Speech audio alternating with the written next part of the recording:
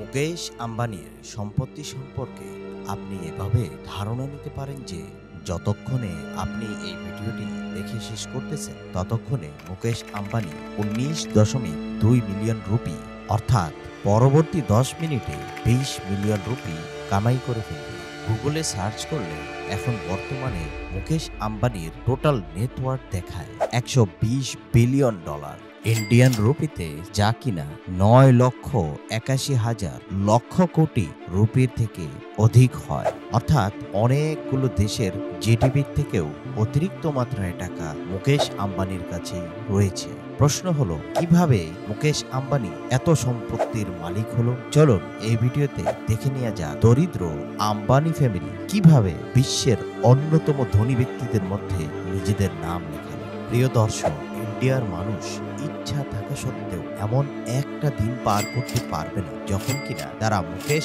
আম্বানিকে profit না দিয়ে থাকবে। এটা ইন্ডিয়াতে করা অনেকটাই অসম্ভব হয়ে গিয়েছে। কেননা Mukesh Ambani telecom sector, petroleum industry, cricket industry অথবা রিটেল সেক্টর সব জায়গায় নিজের মজবুত উপস্থিতি বানিয়ে ফেলেছে। আর প্রত্যেক দিন ইন্ডিয়ার জনগণ মুকেশ আম্বানির কোনো না কোনো ব্যবসা থেকে কোনো না কোনো সার্ভিস গ্রহণ করে থাকে। কিন্তু মুকেশ আম্বানি আসলে সেলফ মেড বিলিনিয়ার না। তার এই লেগেসি শুরু করেছিল তার বাবা ধীরুভাই আম্বানি। 1950 সালে একটি ভালো উপার্জনের আশায় ধীরুভাই আম্বানি ইন্ডিয়া থেকে ইয়েমেনে পাড়ি জমান। সেখানে একটি এক্সপোর্ট ইম্পোর্টের ফ্যাক্টরিতে তিনি ক্লার্ক হিসেবে 8 বছর কাজ করেন। 8 বছর পর 1958 সালে ধীরুভাই আম্বানি ইন্ডিয়াতে নিজ বাড়িতে ফেরত আসেন। এবার তিনি চিন্তা করেন নিজ দেশে একটি ব্যবসা প্রতিষ্ঠা করবেন এবং সেই ব্যবসার নাম দেন রিলায়েন্স কমার্শিয়াল কর্পোরেশন। শুরুতে এই কোম্পানিটি স্পাইসেস অর্থাৎ মশলার ট্রেডিং করত। তারা ইন্ডিয়া থেকে মশলা ক্রয় করে আফ্রিকা এবং মিডল ইস্টে এক্সপোর্ট করত। যেহেতু 8 বছরের এক্সপিরিয়েন্স ধীরুভাই আম্বানির কাছে ছিল, সেহেতু ধীরুভাই আম্বানি অতি দ্রুত খুব ভালো ব্যবসা করতে শুরু করল। এক পর্যায়ে যখন ধীরুভাই আম্বানির কাছে পর্যাপ্ত টাকা পয়সা হয়ে গেল, তখন তিনি চিন্তা ভাবনা করলেন এক্সপোর্টের ব্যবসা তো চলতেই আছে, এর পাশাপাশি আমার ম্যানুফ্যাকচারিং বিজনেস করাও উচিত। 1966 সালে উনি রিলায়েন্স টেক্সটাইল ইন্ডাস্ট্রিজ লিমিটেড প্রতিষ্ঠা করেন। ওই সময়ে কটন টেক্সটাইলের উপরে ইন্ডিয়ান সরকারের পক্ষ থেকে অনেক বেশি বাধা নিষেধ থাকার কারণে কটন টেক্সটাইল ম্যানুফ্যাকচারিং কোম্পানিগুলো অত্যাধিক লসের মুখে পড়তে হচ্ছিল।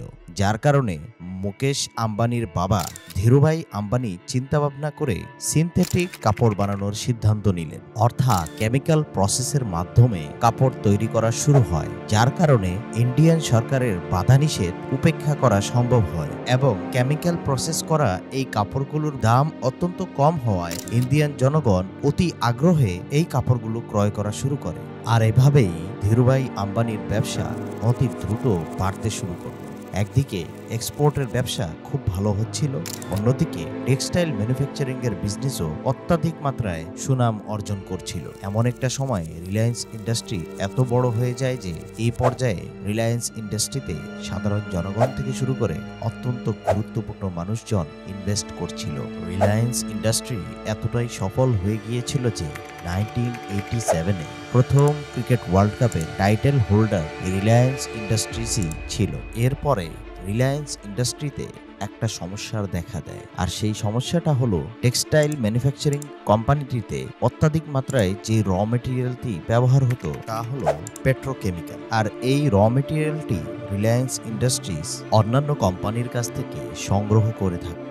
এই সমস্যাটির সমাধান করার জন্য ধীরুভাই আম্বানি সিদ্ধান্ত নিল নিজস্ব পেট্রোকেমিক্যাল ফ্যাক্টরি শুরু করবে। আর ধীরে ধীরে ধীরুভাই আম্বানি পেট্রোকেমিক্যাল ইন্ডাস্ট্রিতে একটি বড় নাম হয়ে দাঁড়ায়। 1986 সালে যখন ধীরুভাই আম্বানি অসুস্থ হয়ে পড়ে, তখন তার 2 ছেলে অনিল আম্বানি এবং মুকেশ আম্বানি তার ব্যবসায় তাকে সাহায্য করতে শুরু করে। আর যতদিন ধীরুভাই আম্বানি বেঁচে ছিলেন ততদিন অনিল আম্বানি এবং মুকেশ আম্বানি ধীরুভাই আম্বানির আন্ডারেই ব্যবসা সামাল দিয়ে গিয়েছেন। এরপরে 2002 সালে যখন ধীরুভাই আম্বানি মারা যায়, তখন কোম্পানির মধ্যে একটি নতুন দ্বন্দ্ব দেখা যায়।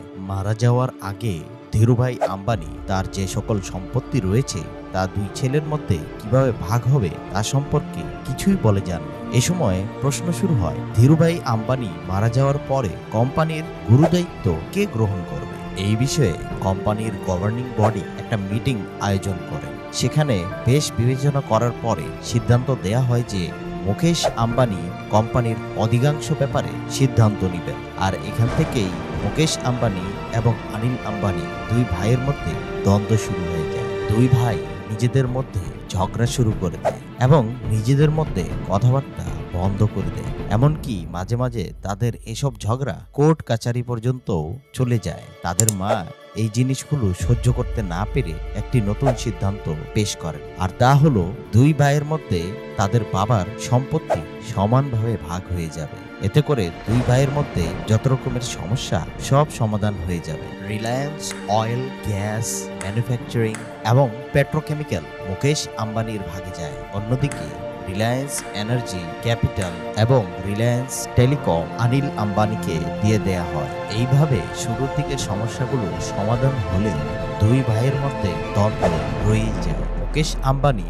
তার ভাগের ব্যবসা পরিশ্রম করার মাধ্যমে বাড়াতে শুরু করে। তার ভাগে জামনগরের যে পেট্রোকেমিক্যাল ফ্যাক্টরিটি আছিল তিনি তাকে অত্যাধুনিক মাত্রায় ইমপ্রুভ করেন। তার প্রোডাকশন বাড়িয়ে সারা বিশ্বের মধ্যে উন্নত মানের একটি পেট্রোকেমিক্যাল ফ্যাক্টরিতে জামনগর পেট্রোকেমিক্যাল ফ্যাক্টরিকে উন্নীত করেছেন। শুধু এটুকুই না, এই ইন্ডাস্ট্রিতেই আরও একটি পেট্রোলিয়াম ফ্যাক্টরি স্থাপন করার মাধ্যমে মুকেশ আম্বানি পেট্রোলিয়াম ইন্ডাস্ট্রি থেকে বেশ ভালো মাত্রায় অর্থ উপার্জন করতে থাকে।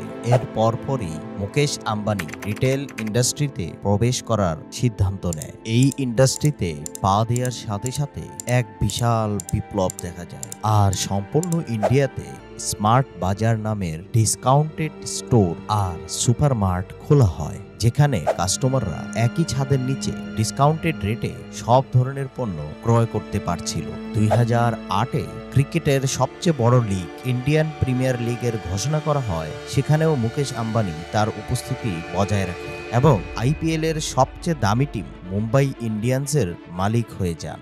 আর এই মুম্বাই ইন্ডিয়ান্সই আইপিএল এর অনেকগুলো বছর সব থেকে বেশি প্রফিটেবল টিম ছিল।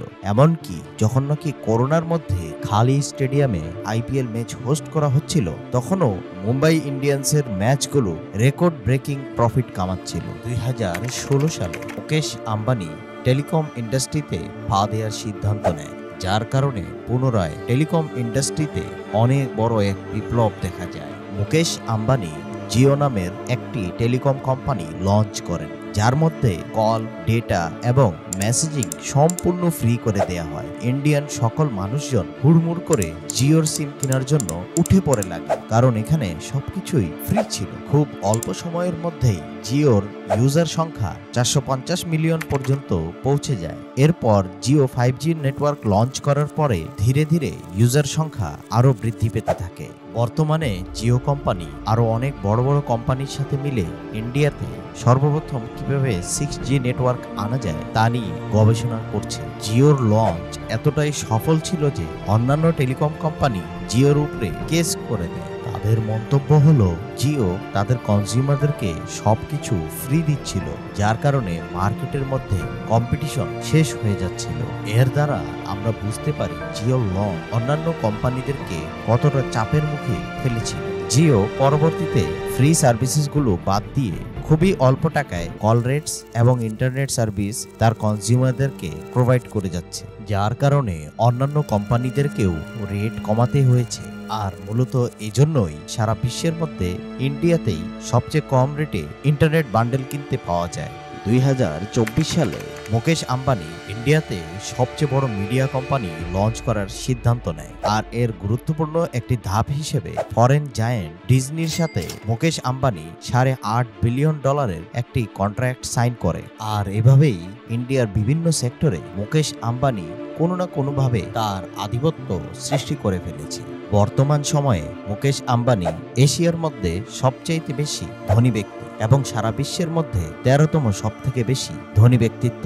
আর স্বাভাবিকভাবেই একজন মানুষ যখন এত মাত্রায় অর্থের মালিক হয়ে যায় তখন তার স্পেন্ডিং হ্যাবিটেও অনেক বেশি মাত্রায় পরিবর্তন হয়ে যায়। মুম্বাইয়ে অবস্থিত মুকেশ আম্বানির ঘর, যাকে অ্যান্টিনিয়া বলা হয়, তা বানাতে 15,000 কোটি রুপি খরচ হয়েছে।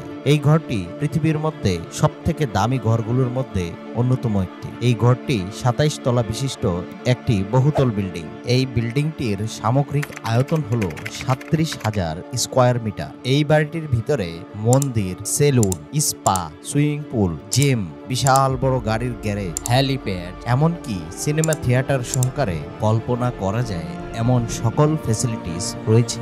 রিসেন্টলি মুকেশ আম্বানির ছেলে আনন্দ আম্বানির বিবাহ হয়েছে। সেই বিবাহ সম্পর্কে আপনারা সকলেই জানেন। একটি সূত্রের মতে এই বিবাহে 5,000 কোটি টাকা খরচ করা হয়েছে। 5,000 কোটি টাকা হোক আর 10,000 কোটি টাকা হোক, এই টাকাটা মুকেশ আম্বানির জন্য এমন যে অনেক বড় এক জঙ্গল থেকে 2-3টা গাছ কেটে ফেললে জঙ্গলের যেমন কিছু হবে না, ঠিক মুকেশ আম্বানিরও 5 থেকে 10,000 কোটি টাকা খরচ করে ফেললে তেমন কিছুই হয় না। একদিকে মুকেশ আম্বানির কাছে টাকার কোনো কমতি নেই, অন্যদিকে আমি আর আপনি যারা কিনা টাকা কামানোর জন্য নিজেদের পরিশ্রমকে অল্প মূল্যে বিলিয়ে দিচ্ছি। এই ধরনের বৈষম্য সম্পর্কে আপনার গুরুত্বপূর্ণ মতামতটি কমেন্টে দিয়ে যাবেন। আশা করি অনুসন্ধানের আজকের এই ভিডিওটি আপনার ভালো লেগেছে। টাইটানিক অ্যাক্সিডেন্ট সম্পর্কে খুবই ইন্টারেস্টিং একটি ভিডিও দেখার জন্য স্ক্রিনের ভিডিওটি ক্লিক করতে পারেন।